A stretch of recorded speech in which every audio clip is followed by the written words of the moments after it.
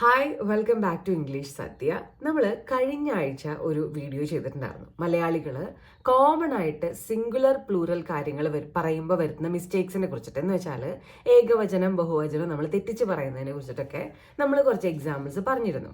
അപ്പം അതിനകത്ത് ഞാൻ ഒരു എക്സാമ്പിൾ പറഞ്ഞത് പീപ്പിൾ എന്ന് വെച്ചാൽ ഓൾറെഡി ആളുകൾ എന്നാണ്, പിന്നെ അവിടെ പീപ്പിൾസ് എന്ന് പറയേണ്ട ആവശ്യമില്ല എന്ന് പറഞ്ഞിട്ടുണ്ടായിരുന്നു. അതേപോലെ തന്നെ അഡ്വൈസ് എന്ന് പറഞ്ഞാൽ ഉപദേശങ്ങൾ എന്ന് പറഞ്ഞാലും അഡ്വൈസ് എന്ന് തന്നെയാണ്, അഡ്വൈസസ് എന്ന് പറയേണ്ടതില്ല. ലഗേജുകൾ എന്ന് പറഞ്ഞാലും ലഗേജ് എന്ന് തന്നെയാണ് ഇംഗ്ലീഷിൽ പറയുക, അവിടെ ലഗേജസ് എന്ന് ചേർക്കേണ്ട ആവശ്യമില്ല എന്നൊക്കെ പറഞ്ഞിട്ടുണ്ടായിരുന്നു. അപ്പോൾ സ്വാഭാവികമായിട്ടും ഈ അഡ്വൈസിൻ്റെയും ലഗേജിൻ്റെയും ഒക്കെ കാര്യം കേൾക്കുമ്പോൾ ആൾക്കാർക്ക് കൺഫ്യൂഷൻ തോന്നും. അതെന്താ, മലയാളത്തിൽ ലഗേജുകളാണല്ലോ, മലയാളത്തിൽ ഉപദേശങ്ങളാണല്ലോ, അപ്പോൾ അതെന്താ അവിടെ എസ് ഇല്ലാത്തതെന്നൊക്കെ നമുക്ക് തോന്നിപ്പോകും. അതിന് ഇംഗ്ലീഷിലുള്ള ഒരു ലോജിക്ക് എന്താണെന്ന് വെച്ചിട്ടുണ്ടെങ്കിൽ അവരവരുടെ നൗൺസിനെ uncountable nouns and countable nouns ആയിട്ടാണ് കൺസിഡർ ചെയ്തിരിക്കുന്നത്. ഇതിനകത്ത് ഈ കൗണ്ടബിൾ നൗൺസ് വെച്ചിട്ടുണ്ടെങ്കിൽ നമുക്ക് എണ്ണിയെടുക്കാൻ പറ്റുന്ന കാര്യങ്ങളാണ്. എന്ന് വെച്ചാൽ 1, 2, 3 എന്നൊക്കെ പറഞ്ഞിട്ട് നമുക്ക് എണ്ണാം. ഉദാഹരണത്തിന് 1 ആപ്പിൾ, 2 ആപ്പിൾസ്, അതേപോലെ തന്നെ 3 കാറ്റ്സ്, ഇതൊക്കെ നമുക്ക് എണ്ണിയെടുക്കാൻ പറ്റുന്ന ഐറ്റംസ് ആണ്. എന്നാൽ ചില കാര്യങ്ങളുണ്ട്, അതായത് ഒരു പർട്ടിക്കുലർ മാസ് വരുന്ന കാര്യങ്ങൾ, ഏതെങ്കിലും ഒരു ജനറൽ ആയിട്ടുള്ള ഒരു കോൺസെപ്റ്റ് അല്ലെങ്കിൽ ഒരു പർട്ടിക്കുലർ സബ്സ്റ്റൻസ്, ഇതിനൊക്കെ ചിലപ്പോൾ ഇംഗ്ലീഷിൽ ഇങ്ങനെ എണ്ണിയെടുക്കാൻ പറ്റുന്ന രീതിയിലായിരിക്കില്ല പറയണേ.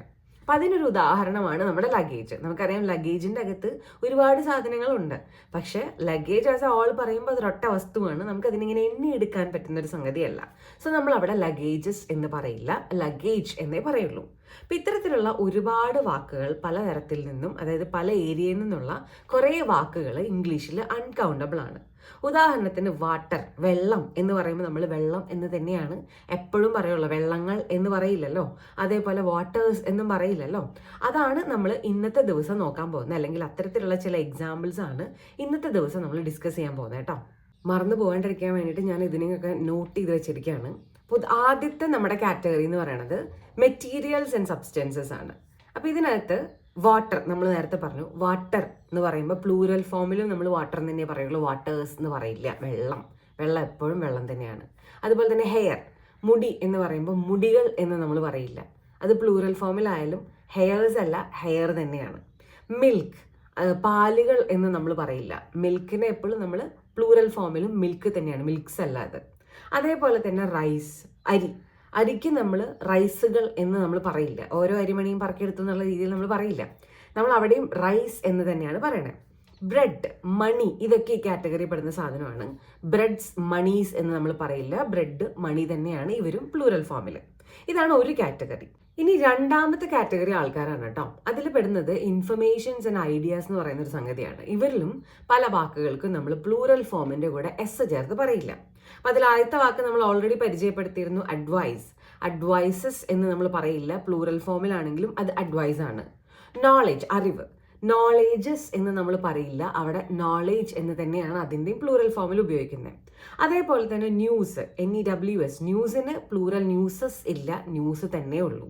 അതേപോലെ റിസർച്ച്, എവിഡൻസ്, ഇവിടെയൊന്നും എന്തില്ല, റിസർച്ചസ്, എവിഡൻസസ് എന്നൊന്നുമില്ല, ഇവരും റിസർച്ച്, എവിഡൻസ് എന്ന് തന്നെയാണ് പ്ലൂറൽ ഫോമിൽ കാണിക്കുക.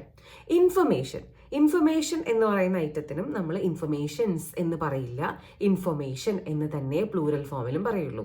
എനിക്ക് നിന്നോട് കുറച്ച് ഇൻഫർമേഷനുകൾ ഷെയർ ചെയ്യാനുണ്ട് എന്നാണ് നമ്മൾ ഉദ്ദേശിച്ചതെങ്കിലും അവിടെ നമ്മൾ പ്ലൂറൽ ഫോമിൽ പറയുമ്പോൾ ഇൻഫർമേഷൻ എന്ന് തന്നെ അതിനെ അഡ്രസ്സ് ചെയ്യാൻ പാടുള്ളൂ. ഇനിയുള്ളത് ചില കോൺസെപ്റ്റ്സിനെ അഡ്രസ്സ് ചെയ്യുന്ന വാക്കുകളാണ്. നമ്മളിപ്പോൾ ഹോംവർക്ക് എന്ന് പറയുമ്പോൾ നമ്മൾ ഹോംവർക്ക് എന്ന് തന്നെ പ്ലൂരലിലും പറയുള്ളൂ, ഹോംവർക്ക്സ് എന്ന് പറയില്ല. ട്രാഫിക് ഉണ്ട് എന്ന് പറയുമ്പോൾ ട്രാഫിക്സ് ഉണ്ട് എന്ന് നമ്മൾ പറയില്ല, ട്രാഫിക് ഉണ്ട് എന്ന് തന്നെ പറയുള്ളൂ. അതേപോലെ തന്നെ വർക്ക് ഉണ്ട് എന്ന് പറയുമ്പോൾ വർക്ക്സ് ഉണ്ട് എന്നല്ല, നമ്മൾ വർക്ക് ഉണ്ട് എന്ന് തന്നെയാണ് പ്ലൂറൽ ഫോമിലും സംസാരിക്കുന്നത്. പ്രോഗ്രസ് ഉണ്ട് എന്ന് പറയുമ്പോൾ നമ്മൾ പ്രോഗ്രസസ് ഉണ്ട് എന്നല്ല, പ്രോഗ്രസ് ഉണ്ട് എന്ന് തന്നെയാണ് പ്ലൂറൽ ഫോമിലും അഡ്രസ്സ് ചെയ്യുന്നത്. ഇനിയുള്ളതെന്ന് പറയുന്നത് നമ്മുടെ ട്രാവൽ ഐറ്റംസ്, ബിലോങ്ങിങ്സ്, അങ്ങനത്തെ കാറ്റഗറി പെടുന്ന കുറച്ച് ഐറ്റംസ് ആണ്. നമ്മൾ ഓൾറെഡി ലഗേജിൽ തുടങ്ങിയായിരുന്നു, ലഗേജ് ആണ് പ്ലൂറൽ ഫോമിലും ലഗേജ് ആണെന്ന് പറഞ്ഞിരുന്നു. പിന്നെ അതുപോലെ തന്നെ നമ്മുടെ വീട്ടിലത്തെ ഫേർണിച്ചറിൻ്റെ കാര്യം പറയുമ്പോൾ അത് ഫേർണിച്ചർ തന്നെയാണ്, അല്ലാണ്ട് അത് ഫർണിച്ചേഴ്സ് എന്നൊന്നും നമ്മൾ പറയില്ല. അതേപോലെ തന്നെ നമ്മുടെ എന്തെങ്കിലും ഒരു എക്യുപ്മെൻറ്റിനെ കുറിച്ച് സംസാരിക്കുമ്പോൾ അത് എക്യുപ്മെൻറ്റ് എന്ന് തന്നെയാണ് പ്ലൂറൽ ഫോമിലും പറയേണ്ടത്, എക്യുപ്മെൻറ്റ്സ് എന്ന് നമ്മൾ പറയില്ല. ഇതുപോലെ കുറേ വാക്കുകൾ ഇംഗ്ലീഷിലുണ്ട്.